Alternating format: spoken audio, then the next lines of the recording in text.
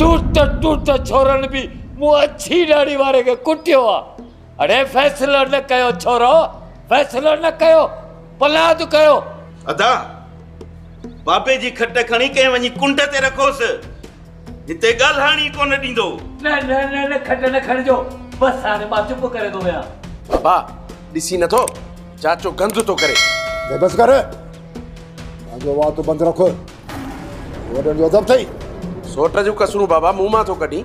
गौर मूंखे मुंहुं सिर जी वर्दी ॾे त पोइ मां हितां वेंदुसि। चाचा जेकॾहिं फ़ैसिले में इंसाफ़ न थियो न उथी हलिया ईंदासीं।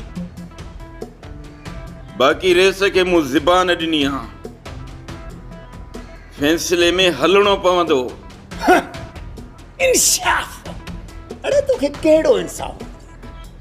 खून जो मुल्ह थींदो आहे लख, 2 लख, 3 लख। असांजा 3 खून थिया आहिनि, 3 खून। चाचा 3 न 2 खून 2। अरे पिणे खे वरी कहिड़ो जहिड़ो छॾियो अथनि। मुड़ुस जूं टंगूं ॿाहूं भञी मुड़ुस ई खारे छॾियो। पिनण जे लाइ बि कोन रहियो आहे। 3 खून ई सही, पर इंसाफ़ त थींदो। अड़े न 3 खूननि जा भले तूं 9 लख रुपया वठी माड़ी अॾा, पर पुट हिन ॻोठ में असीं कंधु खणी हलण जहिड़ा न रहंदासीं। चाचा जेकॾहिं पलांद में असां उन्हनि जा माण्हू मारींदासीं त वरी हू असांजा माण्हू मारींदा।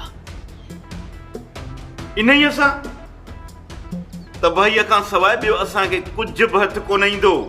कुझु बि थिए, कुझु बि हुजे, भली केॾी तबाही छो न थिए, पर पहिरीं पलांद कबो। पलांद पोइ फ़ैसिलो। न चाचा, मां फ़ैसिलो वारे आयो आहियां, फ़ैसिलो ई कंदुसि। त पोइ मुंहिंजी ॻाल्हि बि कन कोन्हे ॿुधी छॾ। मां फ़ैसिलो कोन कंदुसि, मां पलांद कंदुसि। पलांद जेकॾहिं पुॼी न सघियुसि त पोइ घर छले वेही रहंदुसि। हल छोरा, जिथे इज़त न हुजे न उते विहणु बेकार आहे। बाबा तूं भली हल, मां सोट सां 2 लफ़्ज़ ॻाल्हाए अचां थो। अड़े ॻाल्हाइण त छा, मां हिननि मोतबरनि जूं छिटकिलियूं बि ॾिसणु नथो चाहियां। हाणे मां हिननि खे ॿुधाईंदुसि त अयूब आड़ी काप आहे, आड़ी काप। हाणे हे मोतबर घर जो सी वॾड़ो थियो, न सलाह न सवाब वॾणनि सां पंहिंजे मुंहं ते थो फ़ैसिला पाणी। हलो त हलो। मानी खणी वञा,